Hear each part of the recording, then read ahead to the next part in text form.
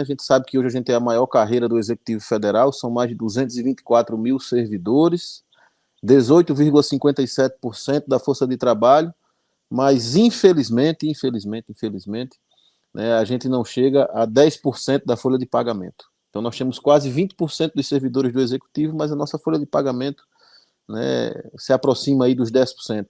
Então tá faltando algo, né, pessoal? Era para pelo menos ser 18% também da folha de pagamento do Executivo. E aí eu começo a trazer para vocês alguns dados, né? Como é que esses 224 mil servidores estão distribuídos hoje no PCCETAI? Nós temos 5 níveis de classificação, A, B, C, D e E, tá? Que não são classificados e não são distribuídos unicamente por escolaridade, mas sim por alguns pré-requisitos que tem na lei, né? Como você pega lá, tem escolaridade, tem as dificuldades no fazer, a complexidade, enfim. Então nós somos 5 níveis hoje, tá? O nível A, né, representa 2,1% da categoria, o nível B, 5,3% da categoria, com 11 mil servidores, ou seja, A e B aqui em torno de 15 mil servidores. Nível C, 40.387 pessoas, hoje está 18% da carreira. O nível D, 98 mil pessoas, é 43,8% da carreira. E o nível E, 30,8% da carreira. Aqui a gente tem essas divisões, né, entre ativos e aposentados e pensionistas, né, como é que está distribuído, né, as pessoas dentro do PCCETAI. Aqui tem como é que está a situação dos nossos cargos. O PCCETAI é estruturado em 5 níveis de classificação e dentro desses 5 níveis nós temos mais de 320 cargos. Então a gente vê aqui que o nível A está com todos os seus cargos extintos, o nível B com todos os cargos extintos, o nível C tem 72 cargos extintos ou suspensos e um cargo apenas ativo, que é o assistente de alunos. O nível D tem 68 cargos extintos ou suspensos e apenas 8 ativos. E o nível E tem 36 extintos ou suspensos e 49 cargos ativos, tá certo, pessoal?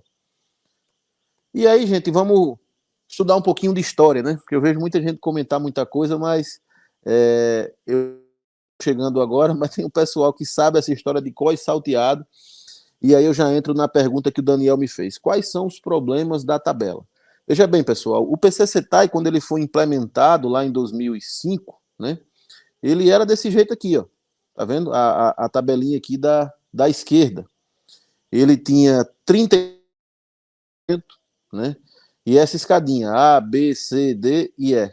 São 39 padrões de vencimento na vertical e em cada nível 4 padrões de capacitação. Então tem aqui o A, né?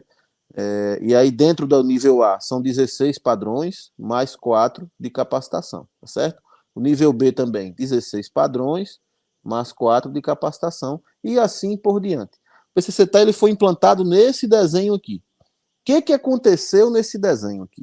Tá? Como é que era antes? Antes era uma tabela com 3 níveis, intermediário, auxiliar, intermediário e superior.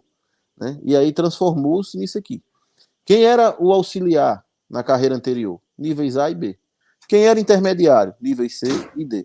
E o superior sempre foi o nível E. No que implantaram essa tabela, e que aumentaram de 3 para 5 níveis, né, ela precisava de um aporte de recursos muito elevados para que todas as pessoas que estavam anteriormente em 3 níveis e foram aqui separadas em 5 pudessem ter reajustes. Né? E essa tabela, ela traz uma situação bem interessante. Ó. Se você pegar aqui, talvez fique pequenininho para vocês verem, vou tentar dar um zoom. Mas, por exemplo, quanto é que era o salário inicial do nível D naquela época? Era R$ 1.093, tá aqui. D11, o inicial era R$ 1.093. Quanto era o salário do nível E? R$ 1.305. Então percebam que a diferença de remuneração entre o nível D e o nível E era de apenas R$ 300. Isso se deu porque o nível D teve um reajuste grande? Não. Isso se deu porque para essa tabela caber da forma como ela está proposta aqui, teve que se segurar o nível E. Então, o pessoal do nível E ficou basicamente achatado, né? E aí veio a questão do famoso VBC. Então, as pessoas na carreira nova passaram a ganhar menos do que na carreira antiga.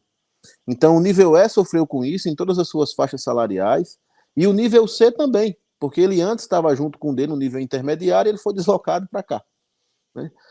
Existem muitas teorias que explicam o porquê do desenho dessa tabela. Essa tabela tem algumas características. Ela tem como referência o piso aqui no A, né? E a partir desse piso é colocado um step constante, percentual e constante, né? E a gente chega no último valor da tabela aqui. Então, muitas pessoas falam que isso foi feito para quê? Para quê? Para que esses primeiros níveis aqui servissem de trampolim para os demais. Porque esses aqui, em tese, se beneficiariam pelo cálculo do step constante. Tá? Então, esse pessoal aqui, o nível A, por exemplo, ele não tinha benefício nenhum do step, porque ele estava no início. Então, aí o primeiro grande problema da carreira, referência na menor remuneração da tabela. Esse é o primeiro grande problema. Por quê? Porque para eu conseguir um aumento aqui, no nível E ou no nível D, eu teria que dar um reajuste aqui. Só que como a tabela já era imensa na sua implantação, se eu quisesse dar um salário melhor para o nível A, significaria o quê? Que eu ia estourar esse teto aqui. Mas com o problema do VBC, né, porque não teve recurso suficiente na tabela para que todos tivessem reajustes na sua implantação, o que aconteceu foi até pior, né, teve redução de salário, principalmente para os cargos de nível E e também para os cargos de nível C. O que é que se fez lá em 2017? Esse desenhozinho da direita. Pegou-se os cargos de nível E, né, e fizeram a famosa quebra da matriz. Colocaram aqui para baixo. Percebe que ele começa aqui, tudo coladinho, escadinho, né, linear, tal. Colocaram o pessoal aqui. Para quê? Para que o nível E passasse a ter uma remuneração, né, uma correlação em relação aos outros níveis, em linha com as demais carreiras do executivo à época. Esses valores que estão aqui, pessoal, são valores atuais, tá? Eu já peguei da tabela atual. Então, a nossa carreira hoje, ela é organizada dessa forma. Se, por um lado, resolver o problema do nível E em relação ao VBC, né, e adotou-se uma correlação mais próxima do que é aplicada nas outras carreiras, por outro lado, intensificou-se um problema que já estava identificado nessa primeira tabela aqui, que era o quê? A amplitude. O que é isso? A diferença entre o piso da carreira aqui, ó, o nível A, até o teto. Percebam que a tabela ela é toda interligada, verticalmente e horizontalmente. Então, quando o governo vai dar 10% de reajuste, por exemplo, ele dá aqui. Aí esses 10% são acrescidos de 3,9, 3,9, 3,9 até chegar aqui. Então, para vocês sentirem o drama disso, há quase 20 anos as nossas entidades sindicais brigam por uma pauta histórica, né? Que é o famoso 3 salários mínimos e STEP de 5. Se eu colocar aqui 3 salários mínimos e adotar um STEP de 5, esse valor aqui, que hoje é de R$ 9.073, passa para R$ 43 mil. Então nós passamos os últimos 18 anos da nossa vida brigando por algo que é impossível de acontecer. Porque se eu colocar R$ 43 mil aqui, significa que esse servidor que tiver doutorado, ele iria receber R$ 43 mil mais 75% do doutorado. Então, o primeiro grande problema dessa tabela é essa lógica da menor remuneração da carreira servir de base para todas as outras. Então, o nível A é um círculo vicioso. O nível A nunca tem reajuste condizente, porque não seria nada demais pagar 3 salários mínimos a um trabalhador do Executivo Federal, mas não é pago por quê? Porque se colocar 3 salários mínimos aqui, mesmo que não mude o STEP, isso aqui vem para 30 mil. Então, o E não ganha bem, porque ele está ligado ao A, e o A nunca pôde ganhar bem, porque se ele ganhar bem, ele estoura o teto do E. Então, essa é uma problemática muito grave dessa carreira, né? A amplitude, a diferença daqui para cá, é de mais de 500%. Então, isso nos gerou muitas dificuldades, né? E quando a gente começou a estudar essa carreira há mais de um ano atrás e se aprofundar, a ver todo o histórico de construção, a gente percebeu que isso aqui nada mais era do que uma tentativa de ascensão funcional velada. Porque em nenhuma carreira do executivo existem correlações tão próximas. Não existe nenhuma carreira do executivo onde o nível médio ganha 85%, que era essa correlação original, era 84,5% do nível superior. Por exemplo, se essa correlação existisse hoje, significaria que um servidor de nível D, com graduação, em início de carreira, ele ganharia mais do que um servidor de nível E, que tem como pré-requisito a graduação. Então percebam que foram muitas as distorções, muitas as distorções. Em 2007, tem a tentativa de correção, Só que a correção dentro dessa estrutura matricial, ela resolveu um problema e nos criou outros tantos, porque a gente continuou com amplitude mais grave ainda, a gente sai aí de 39 padrões para 49, né? Então ela ficou mais distante, ainda mais longa ainda, o que não nos permite, né, ter grandes reajustes. De lá para cá, quais foram os reajustes que a gente teve? 5, 5, 5, 5 e 5, porque não dá para colocar percentuais mais elevados aqui, porque aqui, inevitavelmente, vai estourar. E quando coloca os percentuais de incentivo à qualificação em cima, fica mais difícil ainda. E quando a gente leva em consideração, por exemplo, a tabela de médicos e médicos veterinários, que quando trabalham 40 horas ganham dobrado esse valor, então significaria que se a gente colocasse 3 salários mínimos aqui, step de 5, um médico em final de carreira com doutorado ganharia R$ 150 mil de salário por mês. Então é Guilherme, matemática, gente. Oi, pois não. me tira uma dúvida, então, pela tua explicação aí, para que todos entendam. Então, o PCC-TAI ele foi concebido, foi criado pensando ser possível a ascensão funcional. Lá em 2005, é isso. Nessa época já era proibido, não era não, esse instrumento de ascensão funcional Sim, pela sim, Constituição? sim. A discussão sobre a carreira dos técnicos administrativos, ela inicia muitos anos atrás. O nosso primeiro plano foi o PUCS, que para a época foi um plano inovador, ele foi criado em 1987. Aquela época era permitida a ascensão funcional, teve pessoas que utilizaram, né, desse, entre aspas, benefício, né, entraram na carreira, por exemplo, como office boy e terminaram como administrador, né? Fazia os cursos, se capacitava, se formava e fazia os famosos concursos internos, que eu não preciso dizer aqui a vocês como é que esses concursos internos eram feitos, né, naquela época. Em 1988 vem a Constituição barra a questão do provimento derivado e da ascensão funcional, justamente por fraudes que aconteciam à torta e à direita no Brasil inteiro. O cara fazia um concurso, pagaria, daqui a pouco era procurador do município.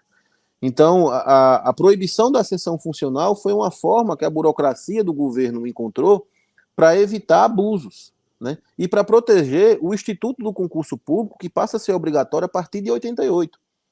Então, a lotação do servidor, o provimento, passa a ser no cargo, e o desenvolvimento na carreira passa a ser separado nos cargos, e não em carreiras únicas ou cargos únicos, como era a ideia do pessoal.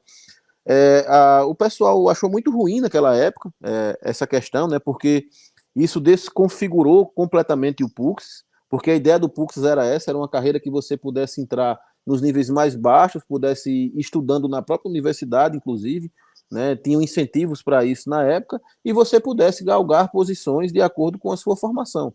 Iria fazendo os concursos internos, né, e você poderia entrar, por exemplo, no nível auxiliar e terminar no superior.